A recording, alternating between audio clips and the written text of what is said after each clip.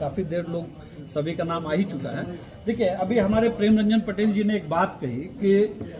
तेजस्वी जी इस बार सदन में नहीं जा पाएंगे।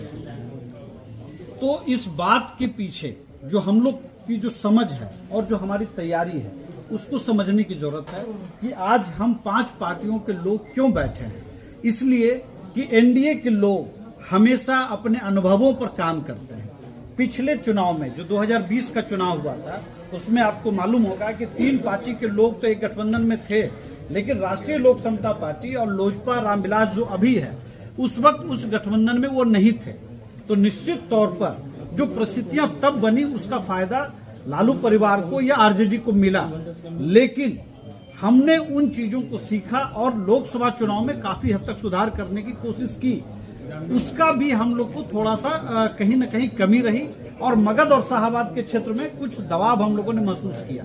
फिर हम लोग माननीय मुख्यमंत्री नीतीश कुमार जी के नेतृत्व में जब हम लोगों ने बैठा और ये तय किया कि भाई बिहार को और कैसे हम लोग मजबूती से जो हम लोग का लक्ष्य है 2010 का या उससे बेहतर उसको हम लोग कैसे करें, तो एक विचार आया कि क्यों नहीं हम लोग सिर्फ ऊपर की बात करते हैं तो हम लोग नीचे संगत पंगत जैसा कुछ करें, जिससे हम लोग ज्यादा से ज्यादा बूथ लेवल के जो कार्यकर्ता हैं, जो सक्रिय सदस्य हैं, या पंचायत लेवल के जो सक्रिय सदस्य हैं, या प्रखंड लेवल पर हैं, उनके साथ हम लोग का एक संवाद हो। उसी के लिए 5 पार्टियों के जो प्रदेश अध्यक्ष हैं उनके नेतृत्व में एनडीए का संयुक्त का जिलावार कार्यकर्ता सम्मेलन तय हुआ और उसी की तैयारी के लिए आप देखेंगे कि न सिर्फ 5 पार्टियों के प्रवक्ता बल्कि उस संबंधित जिले के जो भी प्रमुख साथी हैं, चाहे वो मौजूदा सांसद हों, पूर्व सांसद हों, विधायक हों, पूर्व विधायक हों, या जो भी गणमान्य साथी पार्टी के साथ अलग अलग पार्टियों से जुड़े हुए रहे, उन सब के साथ मिल करके हम लोग बैठे और हम लोग बात करें। हम इस बात को इसलिए भी समझते हैं कि जब हम कहते हैं डेवलपमेंट की बात, तो डेवलपमेंट की बात तब ज्यादा ठीक से हो पाएगी जब दोनों जगह पे, जब केंद्र की सरकार और बिहार की सरकार तालमेल में काम कर पाएगी। हम लोगों ने कई मॉडल लिया जिसकी चर्चा अभी हम लोग पूर्व में कर चुके हैं। माननीय मुख्यमंत्री नीतीश कुमार जी कई अवसरों पर कहते हैं कि हम कोई भी डेवलपमेंट का काम करते हैं, या माननीय प्रधानमंत्री मोदी जी भी, तो वहां पे ये बिल्कुल स्पष्ट समझ होती है कि हम किसी को छांट करके नहीं चलेंगे। माननीय नीतीश कुमार जी ने कई बार ये कहा, आप लोगों ने इसमें सुना होगा कि कुछ लोग हमको वोट नहीं देते हैं, फिर भी हम उनके लिए काम करते हैं। क्यों? क्योंकि बिहार का विकास सर्वोपरि है और अगर समाज का कोई हिस्सा अगर पीछे रह जाएगा तो हमारा बिहार पीछे रह जाएगा। लेकिन इसके उलट अगर मैं कांग्रेस, आरजेडी और दूसरे जो इंडिया गठबंधन या इंडी गठबंधन की बात मैं करूं तो कल की ये घटना मैं आप लोग के सामने में रखूंगा। कुंभ को लेकर के कांग्रेस के जो राष्ट्रीय अध्यक्ष हैं खड़गे साहब ने बहुत कहिए कि एक अलग तरह की बात उन्होंने की कि गंगा में नहाने से रोजगार नहीं मिलता है। आप ये समझिए कि हम ये बात इस लोकतंत्र में एक धर्म विशेष के खिलाफ इंडी गठबंधन के लोग अपने को सेकुलर कहने के लिए जितने सेकुलर तरीके से माननीय मुख्यमंत्री नीतीश कुमार जी, माननीय प्रधानमंत्री नरेंद्र मोदी जी हर योजना में सबकी भागीदारी सुनिश्चित करते हैं, उतने ही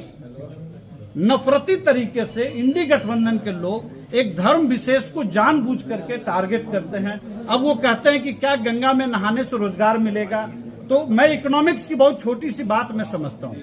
कि अगर 7,000-8,000 करोड़ के आयोजन से, जो अस्थायी निर्माण से कुंभ का आयोजन हो रहा है, अगर उसमें एक आकलन है कि 40 करोड़ लोग उसमें जाएंगे, अगर एक व्यक्ति औसतन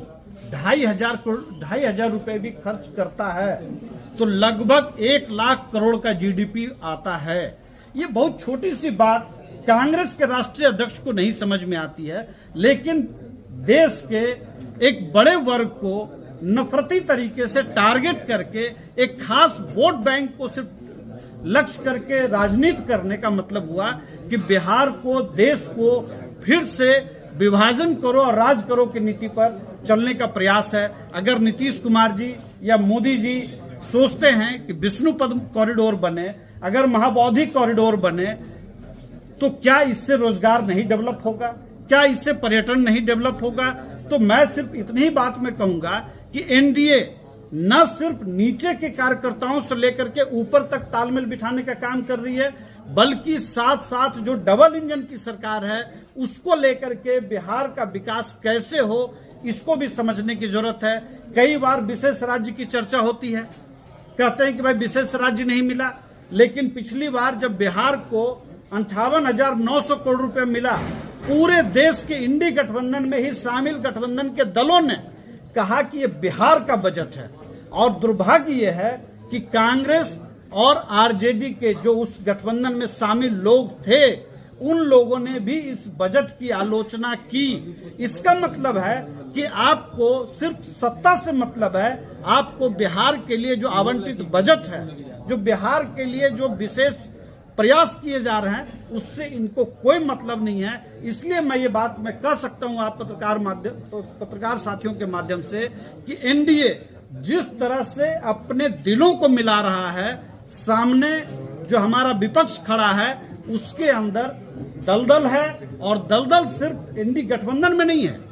दलदल उस पार्टी के अंदर भी है जो बिहार को लीड करना चाहती है। बात लालू जी को राष्ट्रीय अध्यक्ष से हटाने की बात हुई थी। मैं उस राष्ट्रीय कार्यकारिणी की एक जो अंतिम प्रस्ताव आया है, मैं उसकी चर्चा आपके सामने में करूंगा। उसमें एक प्रस्ताव आया कि अगर पार्टी टूटती है, अगर किसी परिस्थिति में आरजेडी का विभाजन होता है या टूटती है, तो अंतिम निर्णय चुनाव आयोग का नहीं होगा, वो अंतिम निर्णय तेजस्वी जी का होगा या लालू जी का होगा। अब आप समझिए कि यहाँ पे 5 दल के प्रवक्ता बैठे हैं, तमाम पूर्व सांसद, विधायक, पूर्व विधायक, तमाम एमएलसी लोग बैठे हुए हैं, लेकिन आरजेडी के मंच पर पहले साला और मामा की पार्टी थी, तब का मंच कैसा होता था, और आज लालू जी, राबड़ी जी, तेजस्वी जी, तेज प्रताप जी, मीसा जी, रागिनी जी, अगर उससे बच जाए तो शायद किसी को जगह मिले। मतलब उस परिवार की